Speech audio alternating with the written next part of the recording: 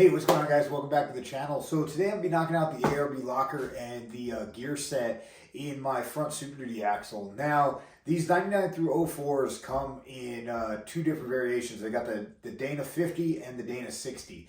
Now, the process as far as regearing and installing the locker is 100% the same no matter which one you have. The only difference really is going to be the parts that you order. So let's go ahead and get going. I already got most of it torn down. I just got to go ahead and start breaking into the case here. So let's get to it.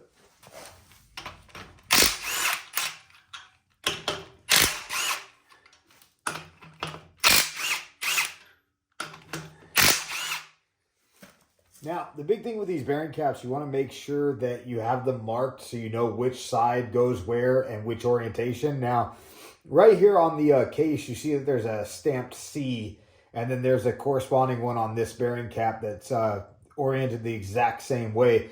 Now, the other one's going to be oriented a different way, and you'll notice that it's marked the same way on the case. So if you don't have those, you're going to want to use like a center punch and put like a dot. Usually what I'll do is I'll put one up high, one high, and then two down low on this side, and then the same thing on the case. Just that way you know which one goes on what side and which orientation.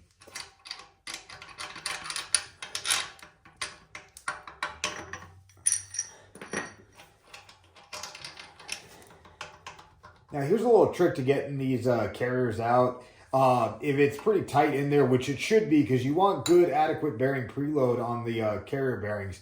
Now what you do is go ahead and put a wrench on one of the ring gears. You spin it down. Since this is a high pinion, you want the wrench on bottom. And what you're going to do is you're just going to spin the pinion, and it'll walk the carrier right out.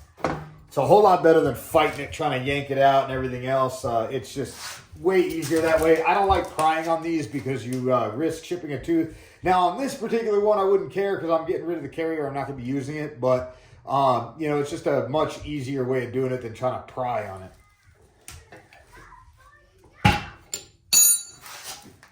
All right, now the next thing we're going to do is go ahead and get the old pinion nut off.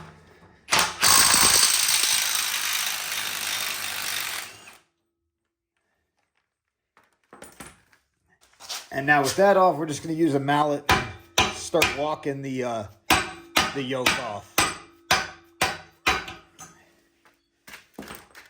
Now we want to hang on to the old pinion nut. We're actually going to use this to help us assemble the new one.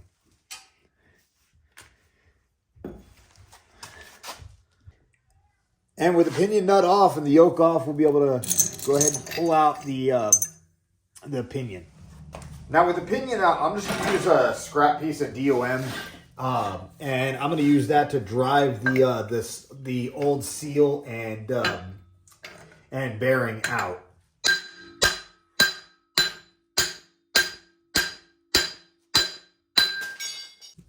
Now I'm also going to use that same scrap piece of DOM to just drive out the old race as well.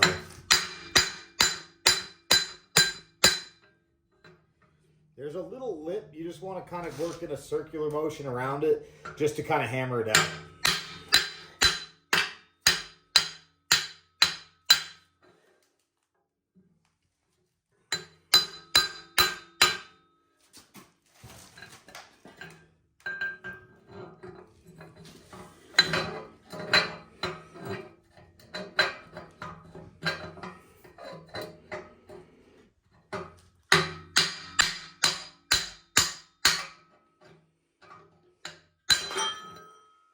Now we're going to do the same thing to knock out the inner race. Just going to kind of work around it in a circular motion to drive it out.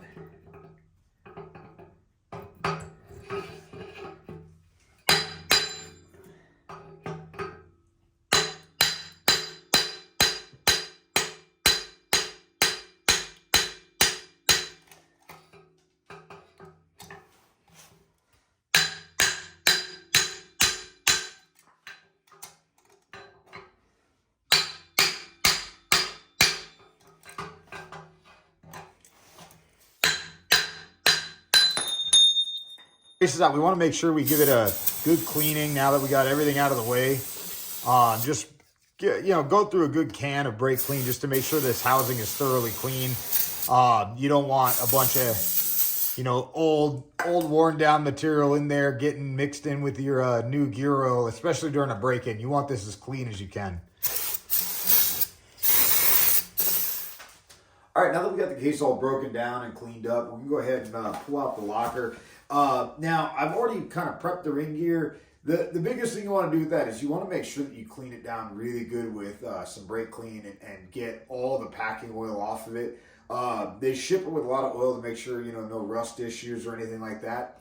But you want to make sure that you clean out like all the bolt holes, everything really cleanly, because when you go ahead and put the new ring gear bolts in, you use your Loctite, it's not going to adhere to that. If you have any of that oil left in there, it's nothing's going to happen. That Loctite's not going to adhere, and those ring bolts could end up working themselves back out. So make sure you clean it really good.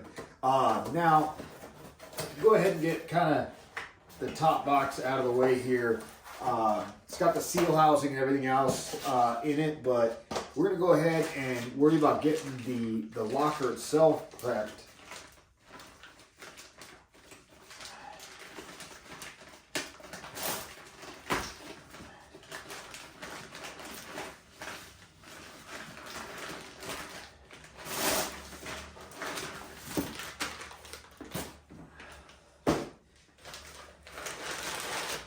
So before we press the bearings on, we'll go ahead and we're going to go ahead and get the ring gear put on. Now, there's a couple ways you can go about doing this, depending on how tight it fits. And this one mostly goes up.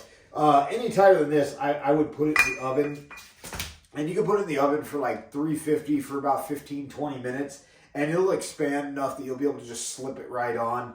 But this is loose enough that I'll be able to get it on there. So what I do is I just use 4 of the old ring gear bolts, and I use that to go ahead and pull it up onto the up and onto the carrier.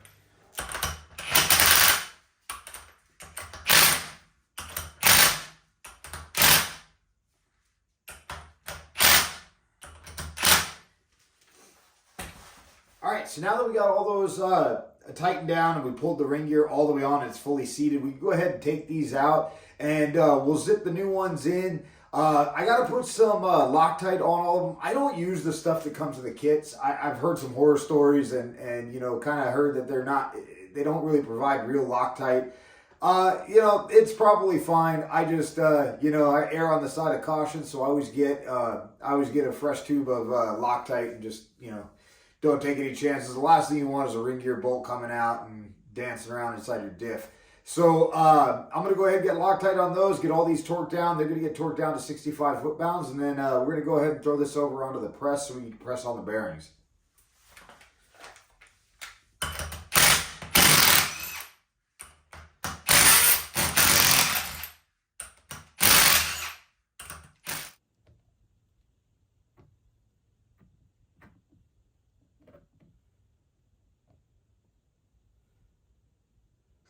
All right, now that I got all the ring gear bolts torqued down, I just threw it in the press. And I put some 2x4s under each side of the ring gear, pressed it down, and that allowed me to kind of hold on to it enough to torque it down. Some people like putting them into a vise. This just seems to be what works the best for me. Now, as far as pressing on the bearings, I'm really one of those people that, always likes to point out the same thing in every video that I do of these gearing videos. I see it all the time where people throw the bearing on and press it with just the race. And you don't want to do that on these, because that's putting a ton of pressure on this cage. You want to make sure that you're pressing it right. What I do is I usually get the old ones. So I have tons of these laying around. I pull them off the old carrier and I'll just cut the outer cage off. And this is a perfect driver to fit down around it to drive it down. So what we're going to do is just going to put a little bit of gear oil on the inside of the new bearing. Set it on there. Now we're going to go ahead and use the old inner portion of that bearing. Put it on. I've got a seal driver. I just grab whatever one kind of fits the size. And that's it. And we're just going to use that to drive it home.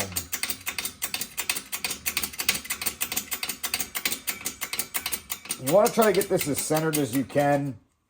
That way you're putting pretty good, even centered pressure on it. You don't want this bearing to bind. You also want to make sure that you check it that none of what you're driving on ends up contacting that cage and causing it to bind up.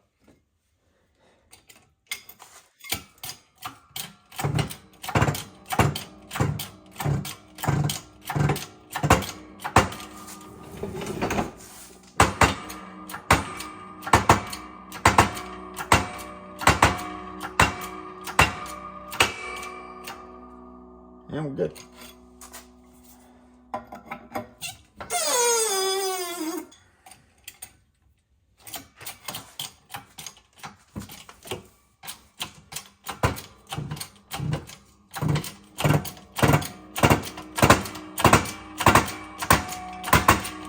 All right, so I've gone ahead and just thrown the locker into the case here. I only really threw the seal housing on. There's no shims or anything in it because there's two things we got to get figured out. We want to figure out the shim pack that we need to put into this to get the adequate bearing preload on these carrier bearings. The other thing we got to figure out is where we're going to route the actual air line, because we're going to route it up and over the ring gear, and we got to drill a hole through the case. Now I've already marked where I'm thinking I'm going to put it.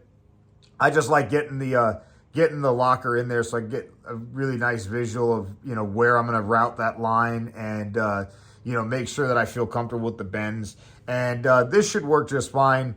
So I'm going to end up drilling a hole in this general area and go ahead and do it there. Now, back to the other thing we got to get figured out is the shim stack.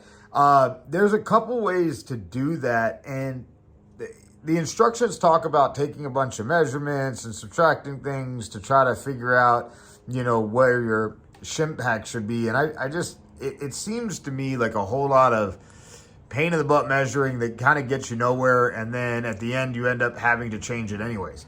The way that I like to do these is just to set shim packs and kind of build it up until the locker will slide in and out smoothly. With a little bit of resistance, and then that's going to be your zero preload, we'll say. And then from there, I add about 6 to 10 thousandths to add some preload onto these bearings. So it's a little time consuming, but honestly, in my opinion, I feel like it's a heck of a lot quicker than all the measurements and math that they want you to do. In the instructions, like I said, they talk about measuring from the mating surface of the ring gear to the end, and then you want to get the measurement of the old one and you subtract it. And I've done it in the past, and honestly, it always comes back where you're needing to do it different anyways. So this is just the way that I like to do it. It seems to work out well for me. But like I said, I just build up the shim pack until I get adequate preload, and then I kind of move on from there. So first thing we're going to do is we're going to get this back out, and I'm going to drill the hole, get the case cleaned up again, and then we'll go ahead and start building up the shim pack.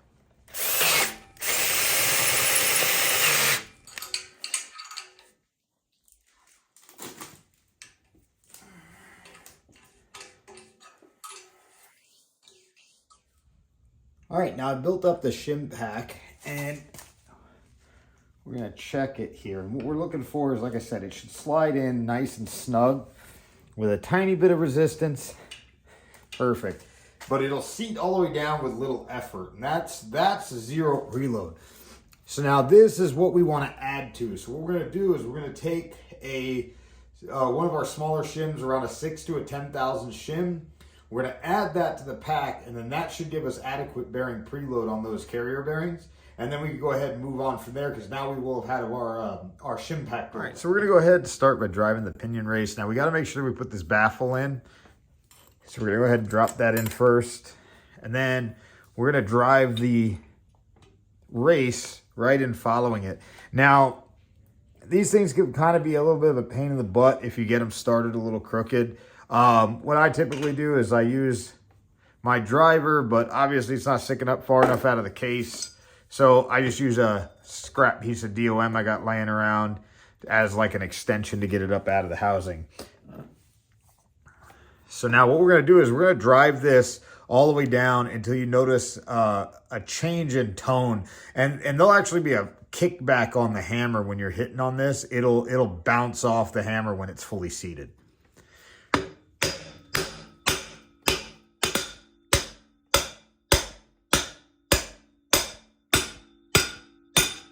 And there it is. So like I said, you could hear the pitch change, and the hammer also is bouncing off this, so it's fully seated now. So now we go ahead and flip the axle over, and we'll do the other side. All right, now same thing. We're just gonna set this in, and we use our driver. This time, obviously, we don't have to use the piece of DOM, so it makes it a little bit easier. We just want to make sure that we get this as flat to start as we can.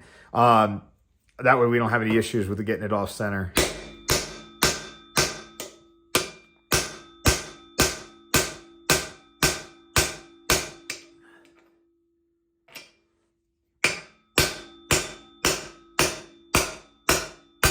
And there it is.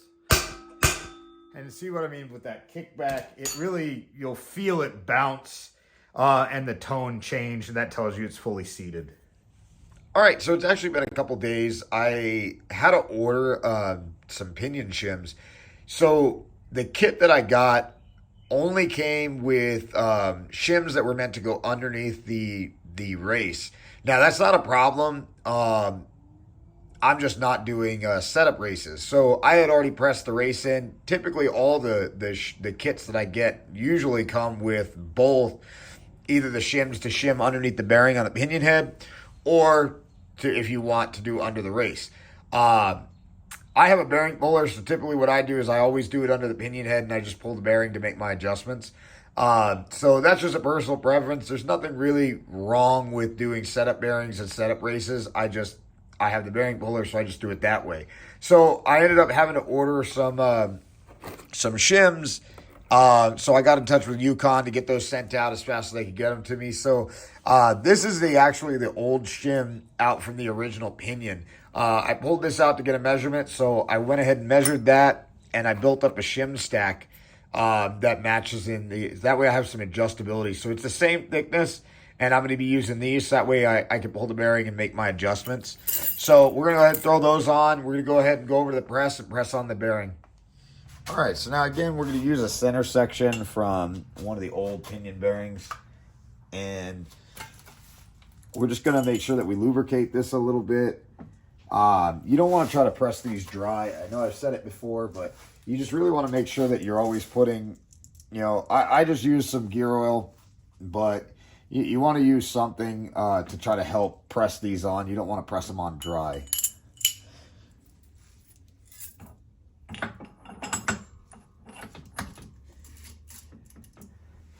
So now the biggest thing, especially with these ones, it's pretty easy to kind of hit the cage. You want to make sure that the cage doesn't get pressed on and there's no binding with it or anything. Just nice and slow to press this on.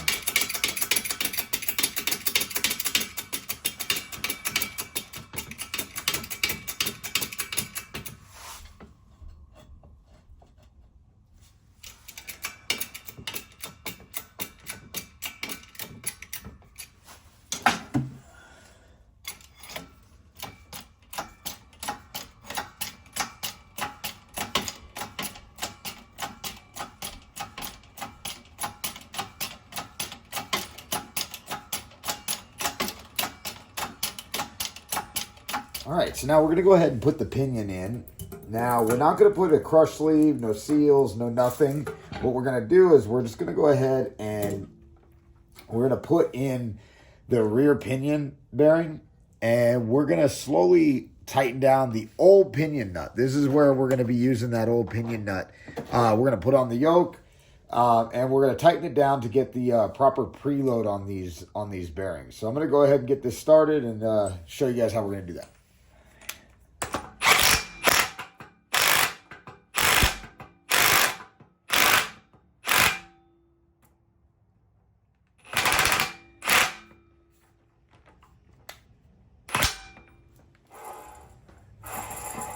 All right, so now we have no play, and this is pretty much zero preload. So now what we're going to want to do is we're going to want to slowly creep up on this by tightening it down. It's going to be pretty hard to do by hand. It's better off to do it by hand, but in reality, a lot of the time, you know, if you're really careful, you could kind of creep up on it by using an impact. That's the way I prefer to do it. Now, the preload on these with new pinion bearings, you want it to be 14 to 19 inch-pounds. So it's not a ton of preload. So you want to really like take it nice and slow. You know, if you need to, you can put a mark on there and literally like just every 8th turn or so, you want to double check and make sure, because it's gonna happen pretty quick.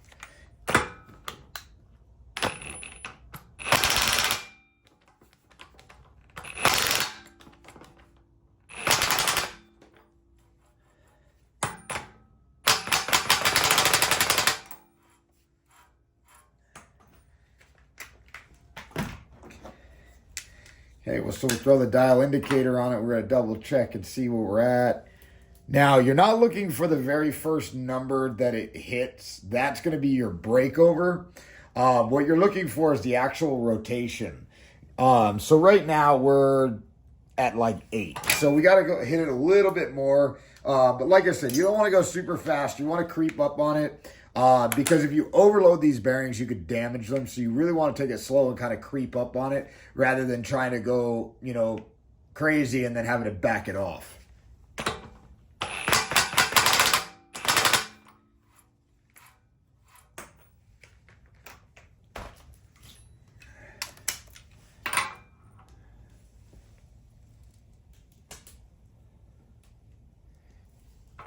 Just about 11.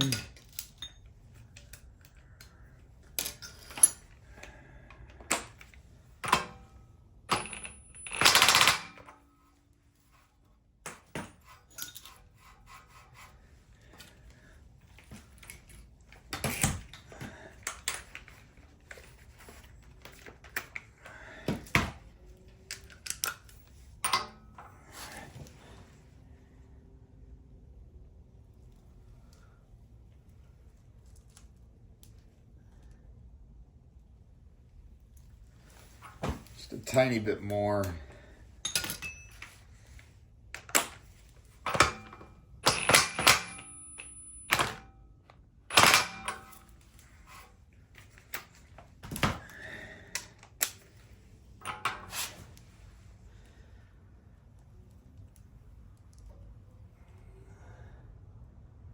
All right, and there it is. So we'll go ahead and flip it over and get the carrier back in. All right, so I got it in, and as you can see, there's zero backlash. So what I'm gonna need to do is I'm gonna actually have to pull this back out, and I'm gonna have to pull one of the shims from this side and move it over to the other to try to open up the backlash. And what that's gonna do is that's gonna push the carrier over towards the other side and move the ring gear away from the pinion head a little bit, and that's going to open up the meshing of the teeth by pulling it away, and it's going to allow the backlash to open a little bit. Right now we're jammed in so tight that it has no play.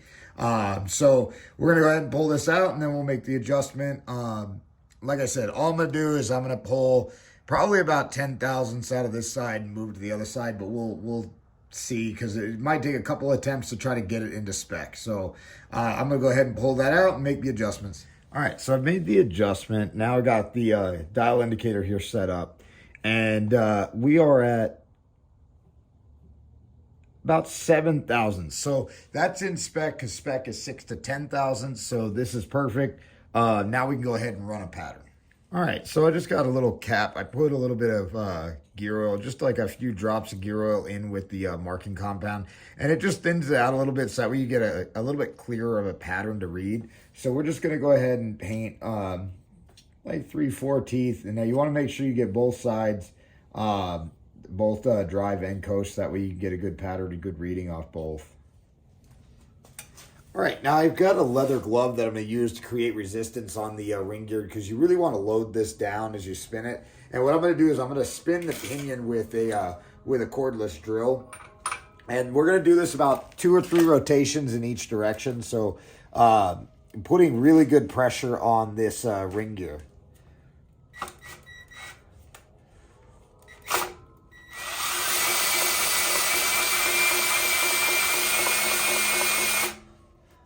go to the top, do the same thing in the opposite direction.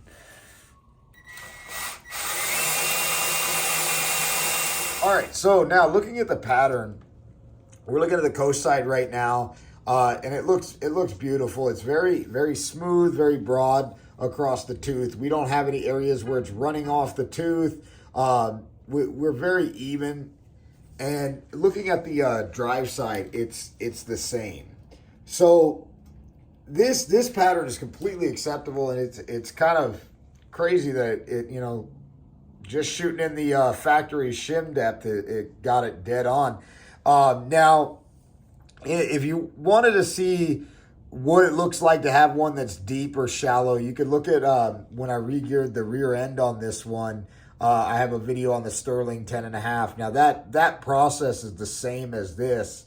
I did an electronic locker in that one, but like I said, the process as far as the shimming and the adjustments are the same. And I kind of show a good way to tell from the pattern what you need to do as far as adjustment. And a lot of people, there's you know, they'll describe it with happy face or sad face or hamburger bun, like top or bottom. Hamburger buns is always kind of stuck in my head. And what I'm talking about is when you have, so the outside of the tooth, the edge of the tooth here, right? If you have round towards the inside and the flat side on the outside edge of the tooth, that's telling you that you're shallow. If you're opposite, so if you're down at the root of the tooth and that side's flat and it's round going towards the outside edge, that's telling you that you're really deep. So this is kind of what you're looking for. Having this smooth, very broad contact patch is perfect. That's exactly what you're looking for. And another thing you can look at is kind of looking down at the ghost pattern as it runs around the ring gear. You can see how it's very smooth. There's no roundness in either direction, like I was saying with the happy face, sad face, or like I talk about with the hamburger buns. It's a very smooth pattern, and this is what you want. So now that that's all wrapped up, we can go ahead and kind of start final assembly. I'm going to go ahead and yank the ARB so I can start getting the pinion buttoned up and start getting this thing together. All right, now we're going to start the final assembly, and we're going to take this crush sleeve, and what I'm going to do is I'm actually going to set it down inside and let it slip through the oil baffle, and that'll kind of help hold it in place, and we'll be able to slide the pinion up through it. Now, we're also going to take the outer pinion bearing, and we're going to go ahead and set that in. And we're going to want to do all this because we want to drive our rear seal on. It's going to be really hard to do with the pinion through just because trying to, you know, hold it up and drive it's going to be a pain in the butt. So that's why we're going to kind of set everything into place, and we're just going to go ahead and take this and we're going to tap it into place going around. Now, we can use a seal driver, but I don't have one big enough. And with these flange style, as long as you drive them pretty even and just kind of go almost like a star pattern, you'll be able to drive it home pretty easily without any issues. So I'm going to go ahead and get that done, and then we'll go ahead and start getting the pinion and stuff.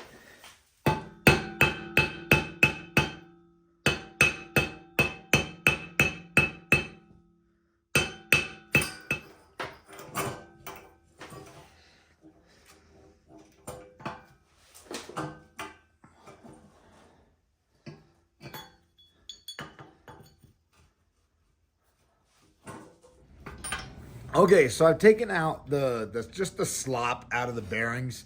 Now, what I did that for is I just wanted to get a reading on what my rotational force is with just the seal without any preload on the bearings, right? Before we start crushing that crush sleeve, I want to know how much resistance this seal is actually creating. And it's creating just about 8 And the reason I needed to know that is because with this seal now, it's going to add resistance to that rotational force, right? So when we set our bearing preload, which is between 14 and 19 inch-pounds, we need to take into account this seal now. So what we're going to do is we're going to be shooting for about 8 inch-pounds more than what we were before. So now instead of the 14 to 19, we're going to be adding that 8 to 9-ish that it is. So we're going to be shooting in that neighborhood of, what is that, about 22 inch-pounds to around 25. So what we're going to do is try to get it up to that, and then it's not going to take very much. So I went ahead and put a Sharpie mark on this socket, and what I do is I'm just going to get a little bit of a rotation out of it, and every time I get about 2 lines width, I'm going to go ahead and check it. And then as I creep up on that spec that I'm looking for, I'm going to reduce how much movement I'm going to want out of that line before I check again, because what we're doing is we're crushing that sleeve. So the minute the second that we crush that sleeve, we can't go back. There's no reducing our preload now. So we want to creep up on that nice and slow. We don't want to overshoot it. And it's not going to take very much.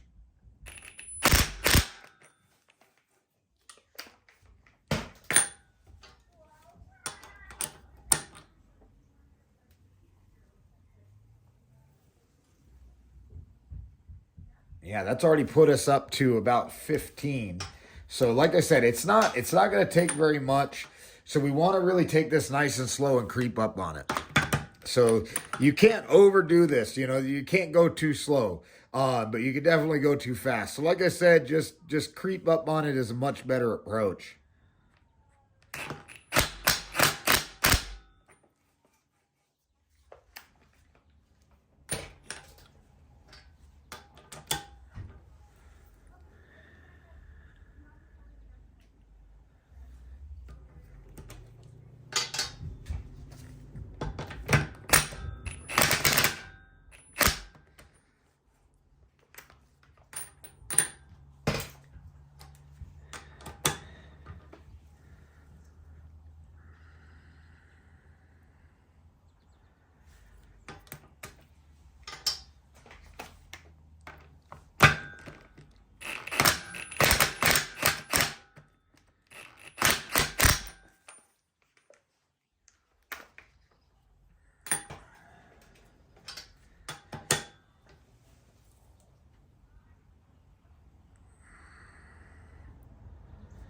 Just about there. We're at 20 now.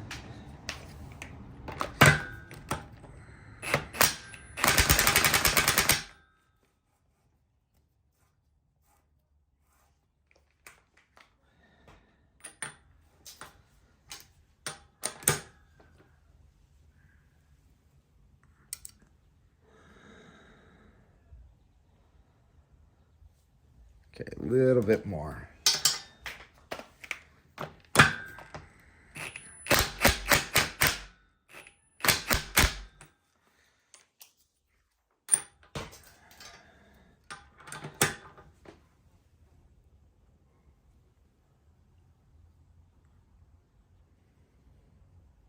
No, still need more.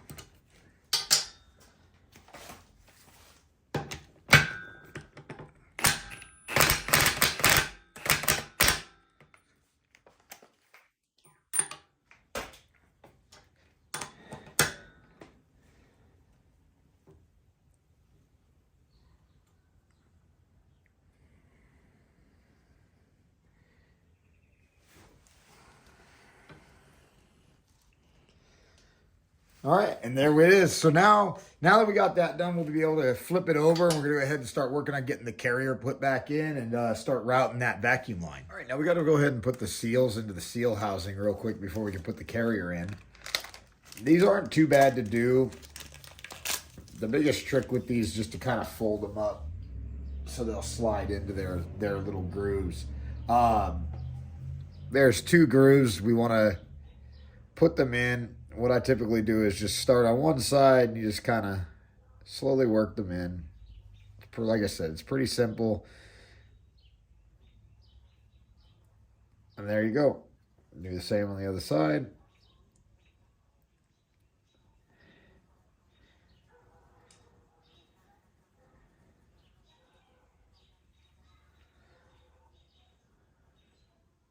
Biggest thing with doing this is just wanting to make sure that it doesn't get twisted as you're working it around. If it does, you're going to want to pull it back out and start over.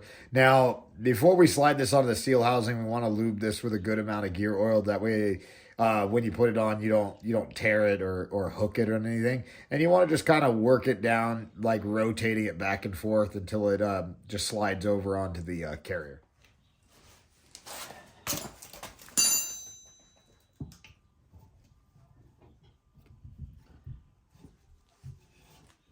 Now we want to make sure that we keep the seal housing rotated up. So we need to make sure that as it's dropping in, we don't have this roll too crazy or anything. Because I actually want it slightly clocked up, but we don't want this thing crazy pointed up or anything, because we want to be able to make sure that we got good control of where this line is going.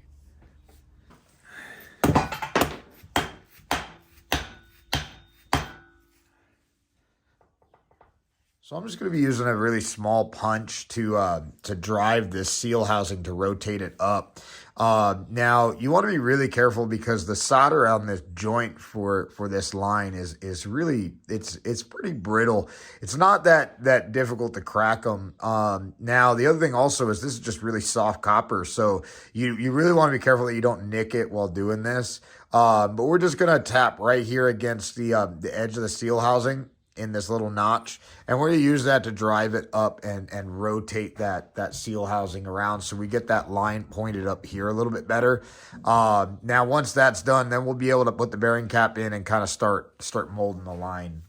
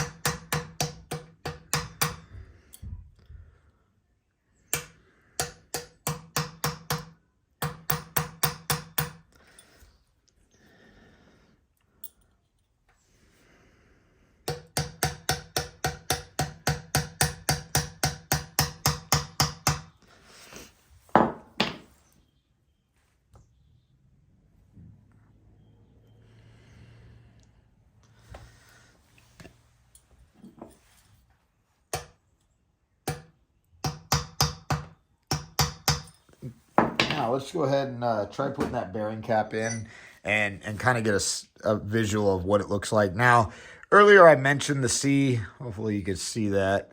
And now we're matching it with the C that's on the case, orientation and all. So we want to make sure that they're both facing the same way. And that's going to make sure that we don't get this bearing cap upside down or on the wrong side of the case.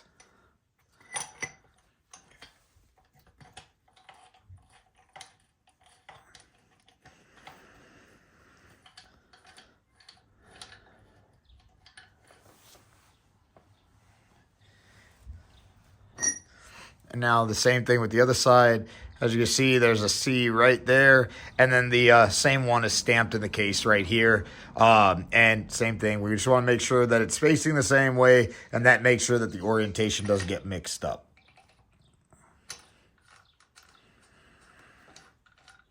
All right, now we're going to go ahead and torque the bearing caps.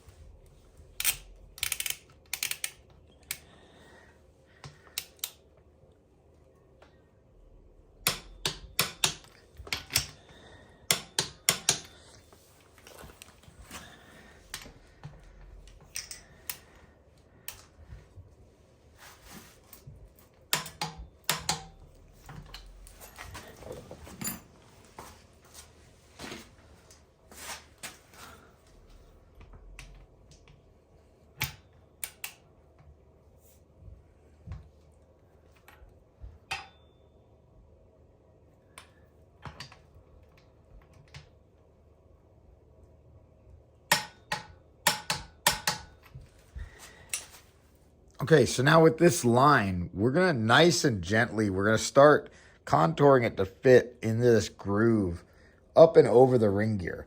And then we're gonna have to put a little loop in it right here so that way we can start working it through the case in that hole that we drilled earlier. So now that we've got it up and over the ring gear, we're going to put a little loop in it right here where it's going to point back up. And we're going to get a rough idea where we want to cut it. And then we'll go ahead and cut the line back so we could drop it into the case and put it through that fitting.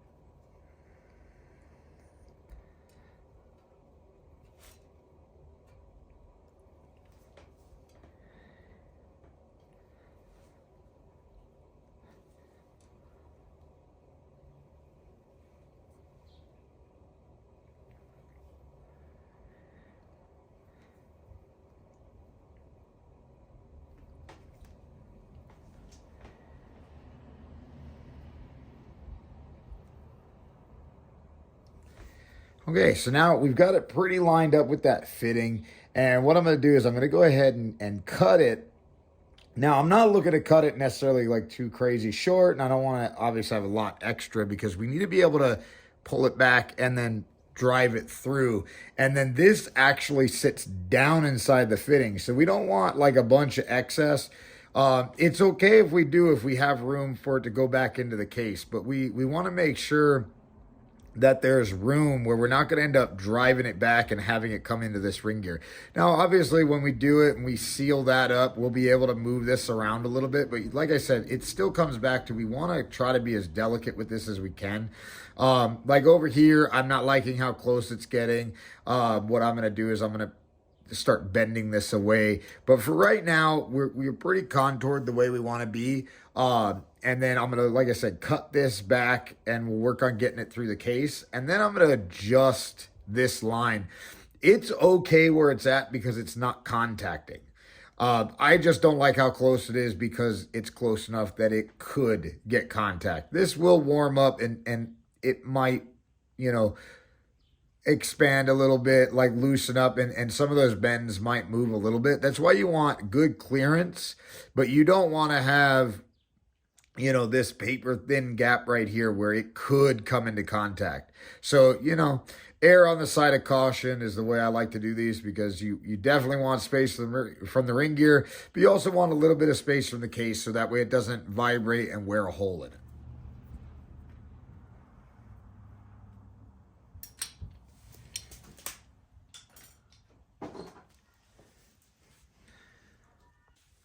All right, so now that that's done, we're gonna go ahead and start bending this down, and we're gonna bend it close to the ring gear for a moment, just so we could get this loop to go through that fitting in the case. All right, now that the line is through the case, I'm gonna go ahead and put the fitting back in. You could do it either way. It's a little bit easier with the fitting out, but I had to remove it anyways to put some thread sealant on it. Now, you can either do this with Teflon tape or some thread sealant. I usually prefer to use the thread sealant. I just feel like it works a little bit better. But to each their own. Either one will work just fine.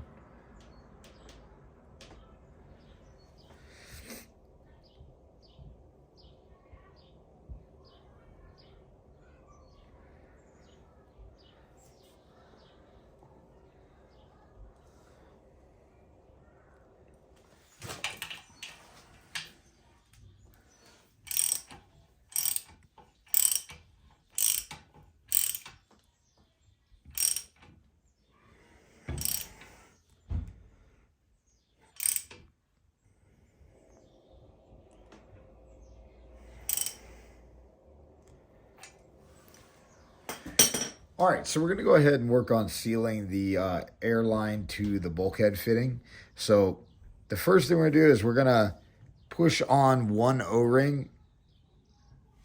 Now, again, we want to try to hold the line inside the case. We don't want it bending because like I said, we don't want to put a lot of stress on that seal housing, that joint. So we're going to push that down a little bit onto that line. From there, we're going to take this gold spacer. We're going to push that down onto it as well.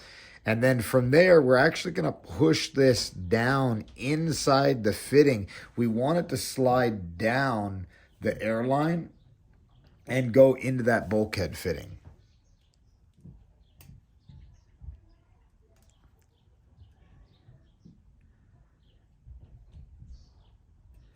Now, sometimes you got to get that airline down far enough for that spacer to fit. Otherwise, that spacer just doesn't want to go on.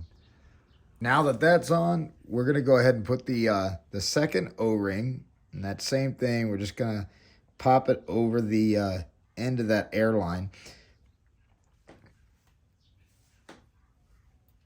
Now, sometimes, like I said, the same thing as before. Sometimes it makes it a little easier if you could get the spacer and the other O-ring kind of slid down a little bit into that bulkhead fitting, just to try to give yourself a little bit of leeway to push that second O-ring on. And you want to support that line as much as you can. And there's that.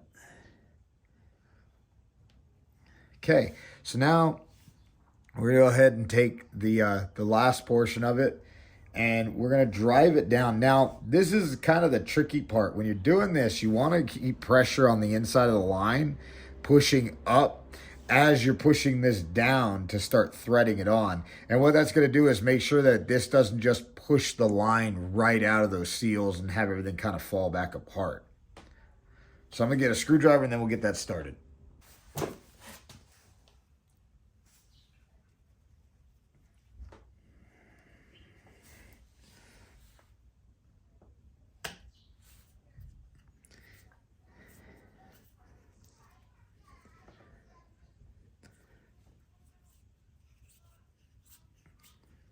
Now, this is gonna push the line down. You just want to put a little bit of pressure so that way it doesn't just drive it right out of the seals.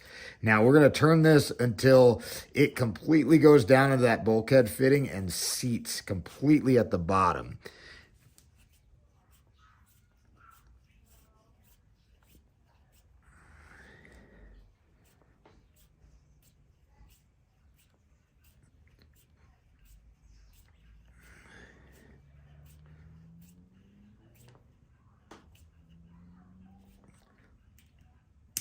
And there we go.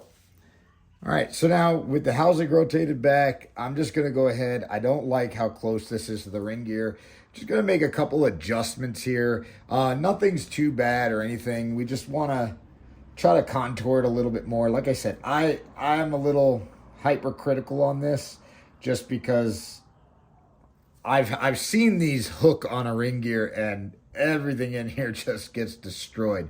So I always kind of go a little above and beyond when it comes to this part, just out of, sheer paranoia, I guess. So that's a little bit better. Like I said, I always try minimum of a finger width from the ring gear. I like being able to slide my hand in and make sure that there's good room, and we're not going to have any issues with this thing finding a way to hook that ring gear. All right, so now we're going to go ahead and start closing it up, and I'll be able to get it back under the axle. So hopefully this video helps some of you guys with installing an ARB in one of these Super Duty axles. They're really not bad at all, but hopefully you give this video a thumbs up. Make sure you hit that subscribe button. I appreciate you guys watching the video. Until next time, guys, take it easy.